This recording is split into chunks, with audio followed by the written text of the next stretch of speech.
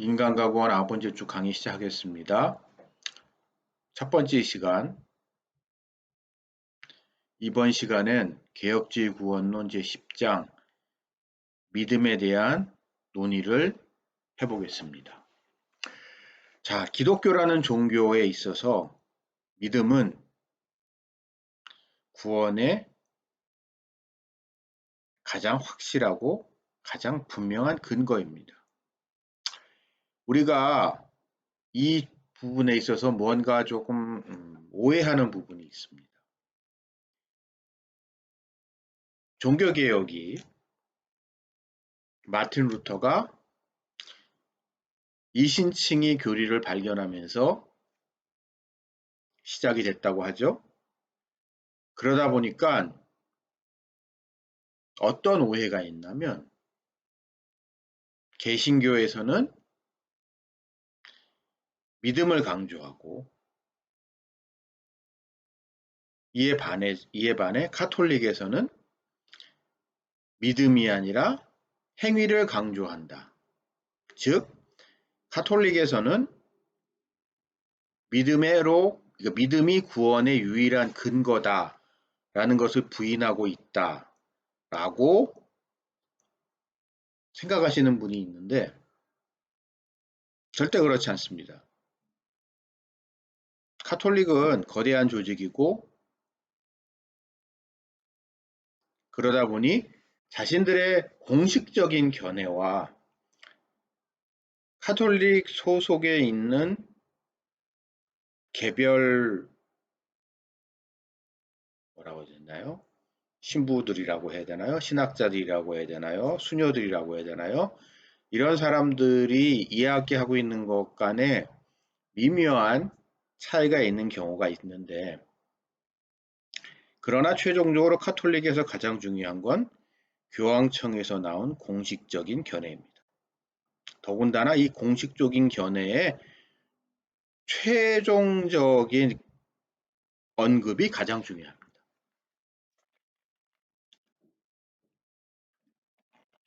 그렇다면 과연 카톨릭에서는 우리 개신교 진영에서 알고 있듯이 이제는 많은 사람들이 생각하듯이 믿음이라는 것을 개인의 신앙 고백이라는 것을 구원의 요소로 생각하고 있지 않는가. 내지는 그거로 구원에 이른다. 그것이 개인 구원의 가장 핵심적인 요인이라는 사실을 부인하고 있는가를 살펴보면 전혀 그렇지 않습니다. 분명히 말씀드릴 수 있었는데 카톨릭에서도 근본적으로 믿음으로 구원에 이른다는 점에 있어서는 개신교 진영과 다를 바가 하나도 없습니다. 그럼 뭐가 다를까요? 그들과 우리의 차이는 믿음이란 무엇인가라는 정의가 다르다는 것입니다. 즉 믿음으로 구원을 얻는데 그럼 그 믿음이 과연 무엇냐? 라는 문제에 있어서 생각이 조금 다른 겁니다. 과연 성경에서 믿음으로 구원에 이른다고 하는데 그럼 성경이 말씀하고 계시는 그럼 믿음은 과연 뭐냐? 라는 점에 있어서 차이가 난다는 거죠.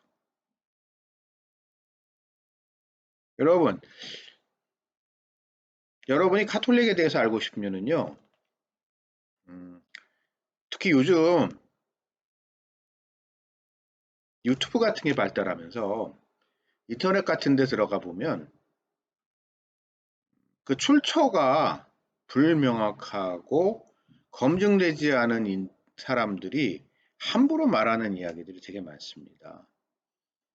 그리고 대부분의 개신교 진영에서 계신 분들이 카톨릭에서 뭐라고 이야기하는지를 그냥 기본적으로 살펴보질 않고 있기 때문에 오해하고 있는 바가 되게 많은데요. 우리는 이제 공부하고 있는 처지잖아요. 여러분과 공부라는 것은 조금은 공적인 성향을 가지고 있는 겁니다. 공적인 성향을 가지고 있기 때문에 객관적인 자료를 살펴봐야 됩니다. 여러분이 가톨릭에 대해서 알고 싶으면요, 뭐 카더라 내지는 뭐 그런 게 중요한 게 아니고요. 가톨릭의 공식적인 입장을 살펴보세요. 이 책이 있습니다. 가톨릭 교회 교리서. 이거는 가톨릭 교회에서 로마 교황청에서 공식적으로 전 세계 수많은 가톨릭적 신학자들이 모여서 자신들의 입장을 최종적으로 정리한 책입니다. 이 상당히 두꺼워요. 이렇게 보게 되면 이 책인데, 이 책은 그렇게 가톨릭 어느 개인의 견해가 아닙니다. 가톨릭은 에 있어서 개인의 견해는 그렇게 중요한 게 아니고요. 최종적인 그러니까 공동체성을 강조하기 때문에, 또한 이 공동체성이 왜 강조가 되는지에 대해서도 이런 걸 보면은 잘 설명이 되는데, 이 책을 여러분 기회가 되면 한번 사서 보세요. 그러니까 이거는 한국 천주교 주교회의, 가톨릭이라는 거에 있는 개신교랑 조직이 달라서 주교 중심이거든요. 주교들 회의, 그러니까 로마 교황청이 로마 교황이라면 결국 모든 주교들 중에 가장 최고의 주교라는 거고, 이 주교 밑에 다른 주교들이 있는 거란 말이에요. 그럼 그 주교가 그러니까 그런 모든 모든 조직이 모여서 최종적으로 합의한 내용이기 때문에 이게 가장 공식적입니다. 다른 데서 뭐라고 얘기하는 거는요, 그냥 개인적인 견해일 뿐이에요. 그러니까 여기를 살펴보게 되면 우리가 카톨릭에 대해서 오해하고 있는 부분이 되게 많구나, 라는 생각을 하게 됩니다. 그러면서 믿음에 대한 부분에 있어서도 우리가 오해하고 있는 부분이 많아요. 가톨릭에서도요, 믿음으로 구원에 이른다는 점에 있어서는 우리가 다를 바가 하나도 없어요. 근데 다만 여기서 보게 되면 그럼 믿음, 신앙이란 무엇인가에 있어서 조금은 개신교와는 좀 다른 생각한다는 거죠. 개신교 진영. 그 중에서도 특히 우리와 같은, 그러니까 저 같은, 여러분이나 저 같은 이제 개혁주의 진영에 있어서 믿음이란 과연 무엇인가? 라고 했을 때 우리의 위대한 스승인 칼빈 선생님의 견해를 우리는 살펴볼 필요가 있는데, 칼빈의 견해는 믿음이란 하나님을 아는 지식이다.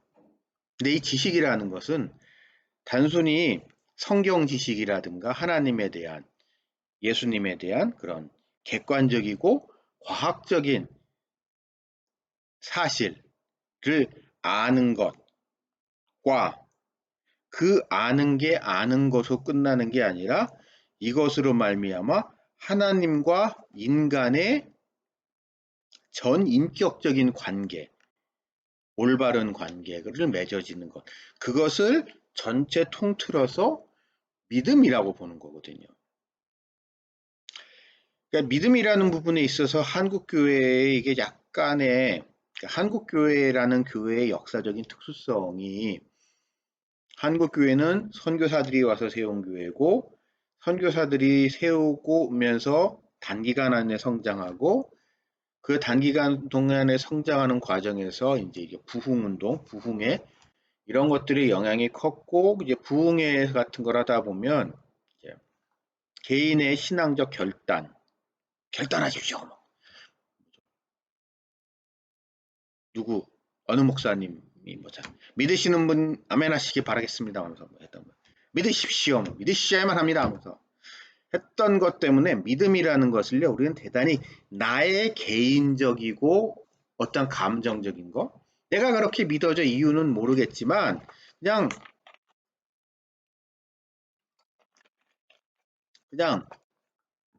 나의 극히 주관적인 것, 개인적인 것으로 믿음을 한정하고 축소하고 한 경향이 있습니다. 물론 믿음에는 성경이 말씀하고 계시는 믿음, 그리고 개혁주의 진영에서 말을 하고 있는 구원에 이르는 믿음에는 그런 부분 분명히 포함하고 있고, 그 점에 있어서는 심지어 카톨릭 쪽에서도 근본적으로 다를 거는 하나도 없습니다. 그러나 분명한 것은 우리가 구원에 이르는 데 있어서 구원 그 필요한 믿음은 그거만은 아니다라는 거죠. 구원에는 그거보다 더 다양한 여러 가지 모습을 가지고 있다는 것이 이, 이 성경의 가르침이고, 또한 제가 지금까지 여러분들과 나눠온 개혁주의 신앙의 일관적인 자세였습니다. 그리고 그런 면에 있어서는 심지어 이신칭의를 세상에 이렇게 이신칭의를 통하여 종교개혁을 이끌었고, 그런 종교개혁을 통해서 세상을 바꿔놓은 마틴 루터의 경우에도 크게 다를 바가 없습니다. 여러분이 나중에 기회가 되면 루터에 대해서 공부를 해보세요. 루터에 대해서 공부를 해보시면 루터는요, 우리가 흔히 생각하는 그런 믿음, 그러니까 한국 교회에서 보편 여러 이름 제가 좀 조롱하는 막 눈물 콧물 질질 흘리고 막 가슴을 치면서 회개하고 뭐 그냥 불가능한 것을 하겠다고 하고 말이야, 막 결심하고 결단하고 그러면서 뭐 그냥 하던 거 뭐 가진 거 다 내려놓겠다, 포기하겠다, 막 이러는 것에 대해서요. 그러면서 이제 불가능한 것을 막 하겠다고 하는 거에 대해서 루터는 대단히 비평적이었던 분은 비난을 많이 합니다. 열광주의라고. 왜냐하면 루터가 이신칭이라는 것을 가지고 이제 세상을 뒤집어 놨더니 이미 루터 시절부터 종교개혁 시절부터 이거를 이상하게 악용하는 사람들이 생겨나고, 그게 오히려 종교개혁 어느 순간에는 종교개혁의 방해물이 됩니다. 왜냐하면 개인적인 믿음을 근거로 너무 사회적인 무리를 많이 일으키는 거예요. 벌써 그 시절부터. 그래서 그들을 열광주의자들이라고 하면서 맹렬하게 비난합니다. 여러분, 심지어 루터에게 있어서도요, 믿음은요, 주관적인 체험, 개인적인 확신이지만 그 확신은 분명히 객관적인 성경의 말씀, 예수 그리스도가 우리를 구원하셨다는 것에 대한 그런 성경의 객관적인 사실에 대한 것을 근거로 하고 있는 거지. 그게 뭐 우리가 일부 한국교회에 잘 뭐 퍼져 있는 것 같은 그런 주관적인 감정이 아닙니다. 한국교회에서는 그런 얘기를 많이 해요. 뭐 하여튼 뭐 신앙생활을 하다가 교회 생활을 하다가 뭐 좀 무슨 일이 있으면 내가 믿음이 뭐 너무 이렇게 요즘 믿음이 내가 너무 없어. 믿음이 약해졌어. 내 믿음이 흔들려. 그런 이야기를 갖다가 아무렇지도 않게 하고 있습니다. 저도 그런 표현을 쓸 때가 있죠. 근데 여러분, 만약에 우리가 믿음이 흔들리나 믿음이 약해진다라면은 그러면 과연 그 믿음을 근거로 하는 나의 구원조차도 같이 위험을 받는 걸까요? 절대로 그런 문제가 아닙니다. 그렇다면 그건 구원이 완전하지 않다는 겁니다. 이러한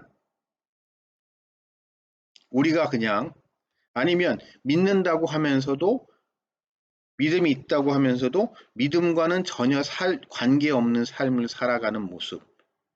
그게 믿음이라고 할 수 없듯이 믿음이 있음에도 불구하고 믿음에 대해서 의심하는 것, 그것 또한 믿음이 없는 행동이거든요. 그래서 우리가 믿는 개신교 진영에서는 개신교 진영과 카톨릭에 있어서 본질적인 차이는 없습니다. 다만 그들은 믿음이라는 것을 지나치게 세분화합니다. 믿음에 있어서 지적인 부분, 그것도 객관적인 사실에 대한 지적인 동의, 동의를 강조하고 이 지적인 동의에서부터 출발을 한다. 그리고 개인적인 차원에서 출발해서 공동체적인 차원으로 발전한다라고 생각하면서 이 많은 단계, 이 믿음이라는 것의 문제에 있어서 스콜라주의적인 접근을 하면서 이걸 지나치게 세분화하고 구분을 시킵니다. 물론 이것은 중세시대라는 시대적 상황 속에서는 필요했을 수도 있겠다고 생각을 해요. 왜냐하면 그 시절은 모든 서방 세계 사람들은 표면적으로는 다 그리스도인들이기 때문에, 그렇죠? 모든 사람은 다 교회 다니는 사람이고 모든 사람은 그리스도인 사람들이고 모든 사람들은 믿는다고 말은 하는 시대였기 때문에 그 믿는다는 게 진짜 제대로 믿는 건가? 믿음이 뭐지라는 것 같다가 보다 체계적으로 구분할 필요가 있었던 시대였겠죠. 그러나 지금 우리가 살아가는 시대는 그거와는 거리가 먼 시대고요. 어, 그래서 우리는 믿음에 대해서 그런 불필요한 갈등을 다른 교단 내진 교파들, 그러니까 이 부분을 믿음이라는 부분을 디테일하게 정의하기 시작하게 되면 다 믿음으로 구원에 이른다고 하지만 그 믿음이 너희의 믿음이 옳은 거고 오라는 식으로 서로 개신교 진영 내에서도 심지어 같은 교회 내에서도 함부로 상대방을 정죄하고 심판하게 되는 그런 오류에 빠지기 쉽습니다. 그러나 인간은 어느 누구도 그 타인의 믿음을 평가할 수 있는 능력은 없어요. 그렇죠? 이걸 평가하겠다고 했던 것이 중세 교회의 가장 핵심적인 문제점이었습니다. 물론 그 시대는 교회가 그거를 평가해야만 하는